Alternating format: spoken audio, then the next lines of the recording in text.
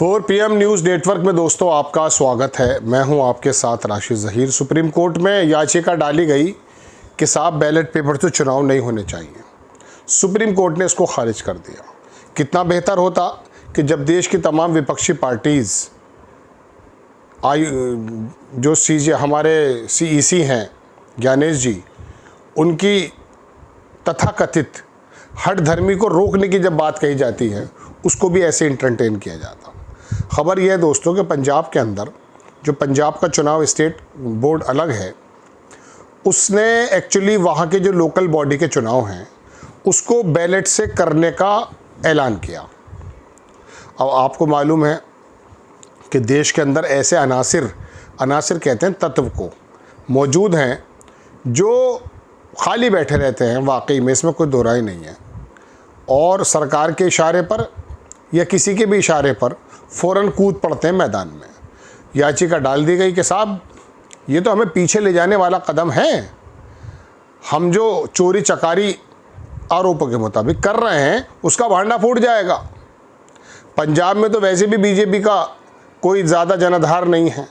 अब ballot paper से वहाँ जब चुनाव होंगे तो जाहिर सी बात है वहाँ EVM से भी हो जाए तब भी बीजेपी आने वाली नहीं है, ऐसा लगता है।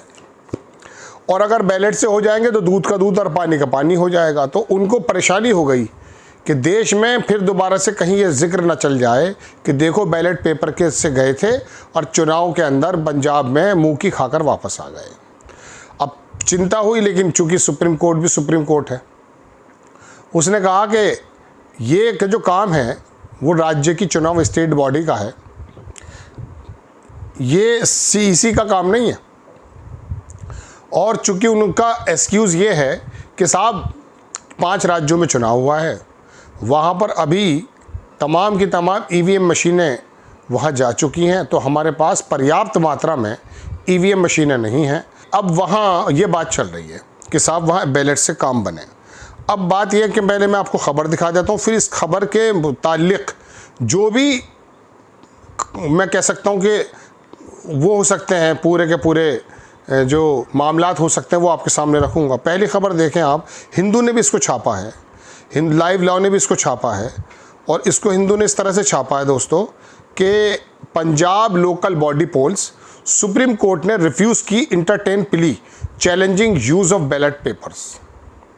मतलब इस वाली प्ली को चैलेंज जो है रिफ्यूज़ कर दिया है इंटरटेन करने के लिए, जो बैलेट पेपर को चैलेंज कर रही थी। ठीक है, और इसके नीचे पूरी की पूरी मैंने बताई थी कि सुप्रीम कोर्ट ने मंडे को ये कहा कि प्ली जो है चैलेंज कर रही Punjab state election commission decision the holding the polls of the municipal corporation, municipal council and nagar panchayat through ballot paper. मैं ज़रा आपको इसकी हिंदी की तरफ लेकर चलता हूँ कि याचिकाकर्ता जो है रुचिरा गर्ग है, उन्होंने EVM से चुनाव कराने की मांग की थी, लेकिन पंजाब हरियाणा कोर्ट ने पहले ही याचिका खारिज कर दी। सुप्रीम कोर्ट के CJI S Suryakant, justice Joymalya Bagchi, Vipul Pancholi ने बेंच ने कहा कि नियमों में बैलेट पेपर का विकल्प उपलब्ध है। ये मैं बात बताना चाहता था आपको। चुनाव बहुत आगे बढ़ चुका है, इसलिए अब रुकवाना संभव नहीं है।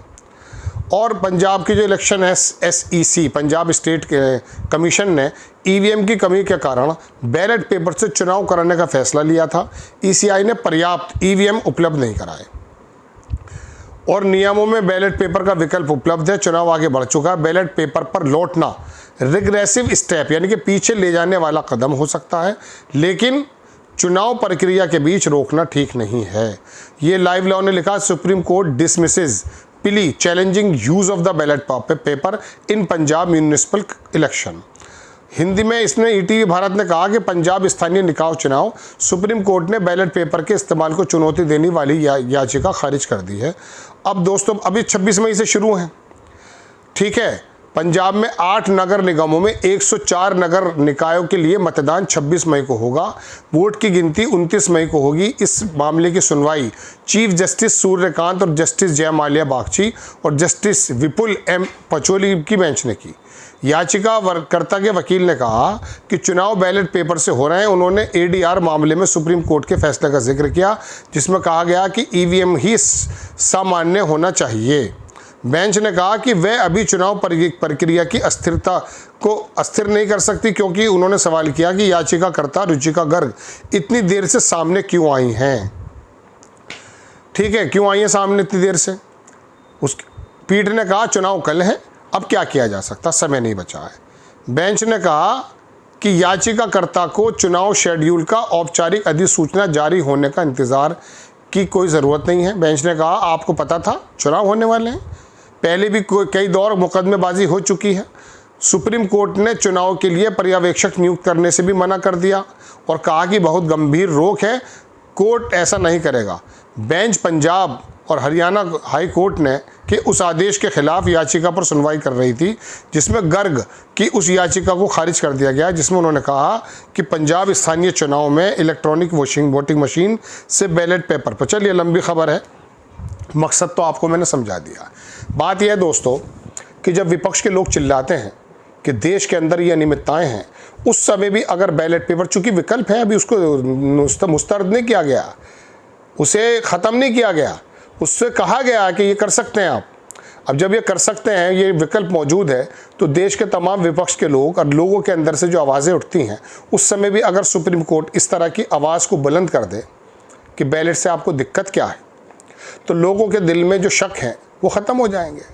लेकिन अब चूँकि कुछ, मैं कह सकता हूँ, अनासिर जो तत्व हैं, उनको लगा कि अब ये बैलेट पेपर से जो चुनाव में हार होगी बीजेपी की पंजाब में, मैंने कहा ना वहाँ ईवीएम से भी होगी, तब भी पंजाब का कुछ नहीं गढ़ा गया वहाँ पर, क्योंकि जाहिर सी बात है वहाँ पर जो है ऐसा हिंदुत्व के एतबार से वोट को तैयार ही नहीं किया गया। वहाँ सिख हैं, दूसरे लोग हैं ज़्यादातर, तो वहाँ पर तो उनको वो किस धर्म के एतबार से धार्मिक पशु बनाते, तो वहाँ तो बन नहीं पाए।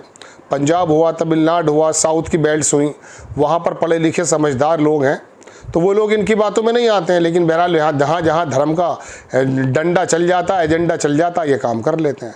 तो दोस्तों मेरे कहने का मतलब ये है कि आप जो है इस बात का अंदाज़ा करें कि अब पंजाब चुनाव में एक नई प्रक्रिया शुरू होगी कि बीजेपी बैलेट पर आते ही हार गई। हालांकि गुजरात में भी पिछले दिनों हमने देखा कि जब बैलेट से कुछ काम बने थे तो चुनाव हार गई थी बीजेपी, बहुत सारी जगह हार जाती है। तो अगर विपक्ष की बात को मान लिया जाए और जो बाकी स्टेट्स की सरकारें हैं वो धांधली का जो आरोप लगाती है उसको मान लिया जाए, और सुप्रीम कोर्ट पूरे देश के अंदर जो चुनाव आने हैं, जैसे उत्तर प्रदेश में चुनाव आने हैं, आप वैसे भी 6-7 चरण में कर देते हैं, कभी 4 चरण में कर देते हैं, कोई दिक्कत नहीं है।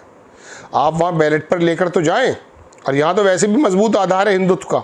आप ये कहने के लिए लायक भी बन जाएंगे, मुंह दिखा पाएंगे कि देखिए हमने बैलेट से भी जीत कर दिखा दिया। चूँकि खाली बैलेट और ईवीएम का मामला नहीं है, अब तो एडमिनिस्ट्रेशन जो बाकायदा आंखों पर पट्टी चढ़ा करके इलेक्शन कराता है, वो भी आपकी पूरी मदद करता है। जय हिंद।